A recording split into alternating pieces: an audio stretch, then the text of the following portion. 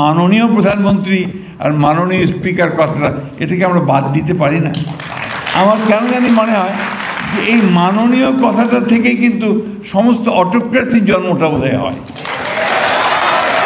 Circuit হাউসে গেলেই ওখানে একটা পুলিশের কন্টিনজেন্ট একদম চৌকসভাবে দাঁড়িয়ে বিরাট একটা গার্ড অফ অনার দিত, আর সঙ্গে সঙ্গে আমার মনে হচ্ছে যে আমি একটা কেউ কেটা একটা বিরাট কিছু, যে আমাকে আপনার সেলুট দেওয়া হচ্ছে।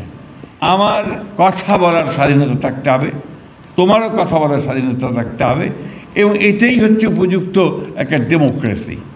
বাংলাদেশের দুর্ভাগ্য যে বাংলাদেশে গণতন্ত্রটা চর্চা হয়নি।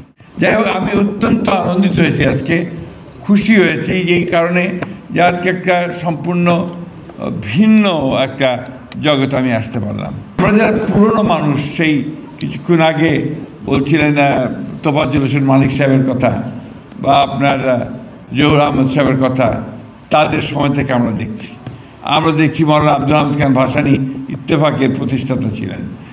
তো এইগুলো আমরা দেখেছি আপনার সাংবাদিকতার ক্ষেত্রে। আমরা যখন ছোট স্কুলে পড়ি, আমি কিন্তু মফস্বলের ছাত্র, এখানে প্রায় সবাই বোধহয় ঢাকারই ছাত্র হবে, কিন্তু আমি মফস্বল স্কুলের ছাত্র। সেই তখন পাকিস্তান আমলে একটা প্রতিযোগিতা হতো, এবং সেই পাকিস্তান স্টুডেন্টস উইক, সেখানে এই তর্ক বিতর্ক, স্টেম্পর স্পিচ, ডিবেট, এইগুলো আবৃত্তি, এই সমস্ত বিষয়গুলো নিয়ে জেলায় জেলায় প্রতিযোগিতা হয়ে ঢাকায় এসে এখানে আপনার একটা ভাইরাল প্রতিযোগিতা হতো। তো সেখানে আমার আসবার সুযোগ হয়েছিল যখন আমি ক্লাস 9-এ পড়ি। তো তখন দেখেছি যে তর্ক অর্থাৎ বিতর্ক, এটা কিন্তু অত্যন্ত গুরুত্ব দেওয়া হয়।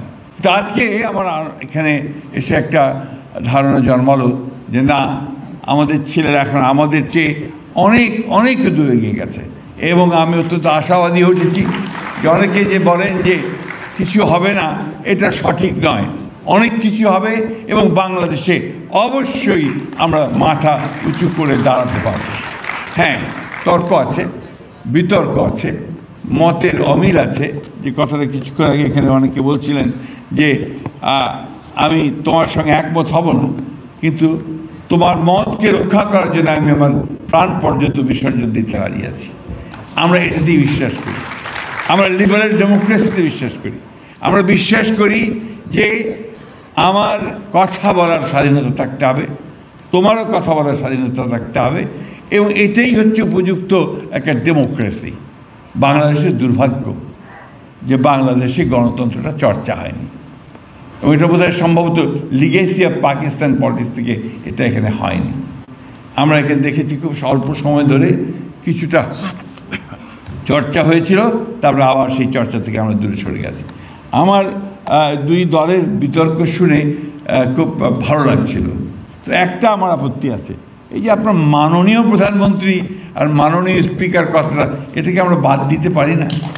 আমার কেন জানি মনে হয় যে এই মাননীয় কথাটা থেকে কিন্তু সমস্ত অটোক্রেসির জন্মটা বোধহয় হয়। আমি আমার অভিজ্ঞতা থেকে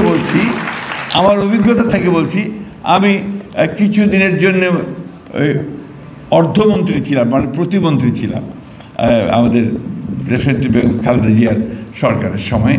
কৃষিতে ছিলাম, এরপরে সিভিল এভিয়েশনে ছিলাম। তো আমি যখন ঢাকার বাইরে যেতাম, তখন আপনার প্রথমে সার্কিট হাউসে গেলেই ওখানে একটা পুলিশের কন্টিনজেন্ট একদম চৌকসভাবে দাঁড়িয়ে বিরাট একটা গার্ড অফ অনার দিত, আর সঙ্গে সঙ্গে আমার মনে হচ্ছে যে আমি একটা কেউ কেটা একটা বিরাট কিছু, যে আমাকে আপনার সেলুট দেওয়া হচ্ছে। এই যে ধারণাটা, এই ধারণাটা কিন্তু আমাকে একটা ভিন্ন জগতে নিয়ে যায়।